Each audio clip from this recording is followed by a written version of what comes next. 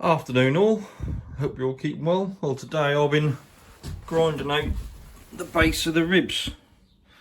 Obviously I want everything nice and clean and tidy to tie into the new stringers.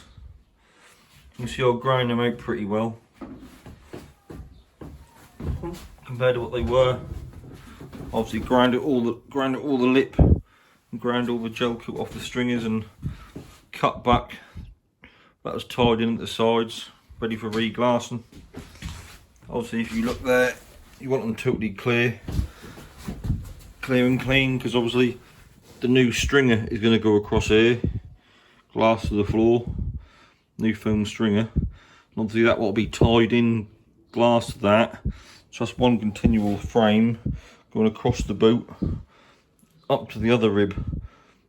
That'll come across and have a well in the middle. Obviously, you want to have them spotless. When we tie that in, that foam, that'll have 5 layers of 450 gram mat, be about 5 mil thick. That'll be ever so strong, and obviously we'll do it across the other ribs. We also going to cut a couple of stringers running this way, because we're going to have a bow to stern well. So basically all the water will run off the deck. Put a stainless checker plate on top of the well, and the water will go in that, and then we'll pump it out from the put the pump back in the stern. You don't have a pump in here, but you can see I still connected up the pipe that used to sit in the well. Well, the next job I've got to do is I'll grind out a little bit more on this one. As you can see, I don't know where you can see it, right near the bottom, that looked like the water got in the floor and went up a few inches. And that's delaminated a bit, so is that one. So I'm going to grind that one right out tight, so when we lay over it again, that'll all be fresh glass and that'll adhere a lot better. That can't have been that bad. That lasted for 20 years. My father's had the boat, so that ain't perfect glass work, but that has lasted, so you can't really fault it. That's done what it's meant to do. It's lasted 20 years as a commercial boat. So I've got to grind that one out tight. The rest of them look pretty good. There's no delamination anywhere, most of them. That just seem on the starboard side of the boat. That was a bit shit, but that one's a bit poor as well. So I'll grind them right out. The old chap did buy me a new little toy last couple of days. He's bought me a little belt sander. I used it a couple of times. That's brilliant. That really do work well. Because obviously with a grind on a flapper disc, it's hard to just get right in there, but with his belt sander I can get it and go right in.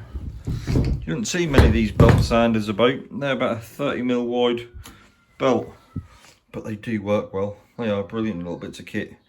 I've really got to take that handle off and just use the end, but I've used it to get a bit of the old gel coat off, and that worked really well. So that was a good little investment. See, the old boy do treat me now and then. Well, the next job is going to be grind out them old 2 bits of floor there and there, clean that right out, and then up the back of the boat.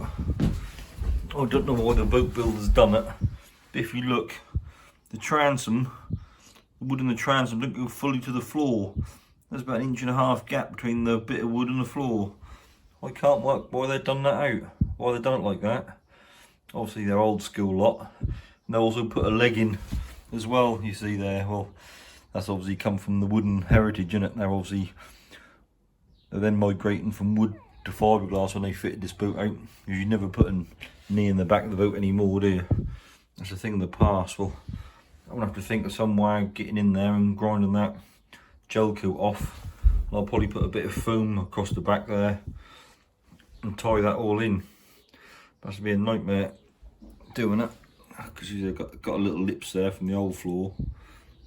But obviously we got the old nidaplast all turned up today in the foam, so I'll probably have to cut them out.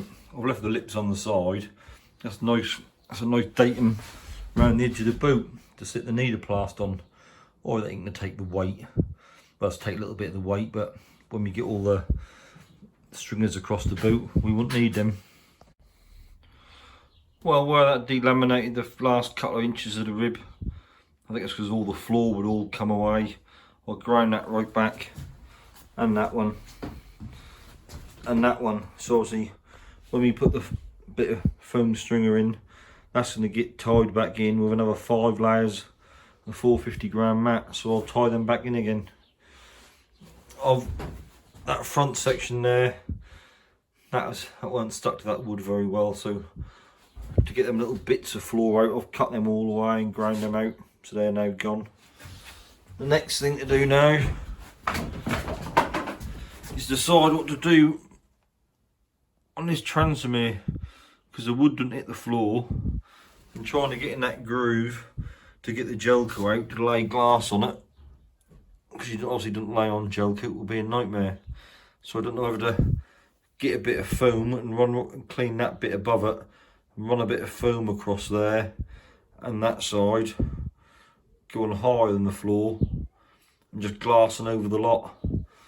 So just trying to get all that gel coat out of there will be a nightmare. So I just put a bit of foam on it, put a step, and tie the transom back to the floor properly. If you look at that, it's got an 1.5 inch gap around the floor and it ain't tied in very well. Alright, that's lasted since 1991, but you wouldn't do it like that now, would you? But then again, a lot of practice from years ago, you wouldn't do now.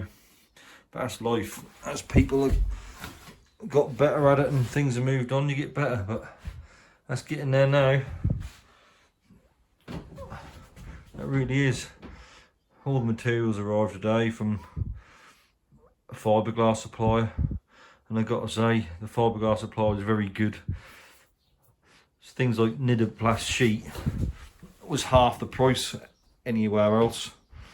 So the fiberglass supplier, very good, very helpful.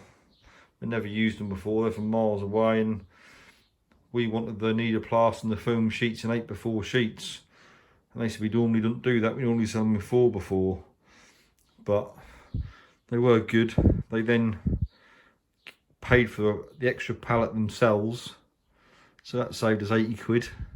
And they shipped them yesterday and they come today. So there you go. Can't beat a good fiberglass supplier.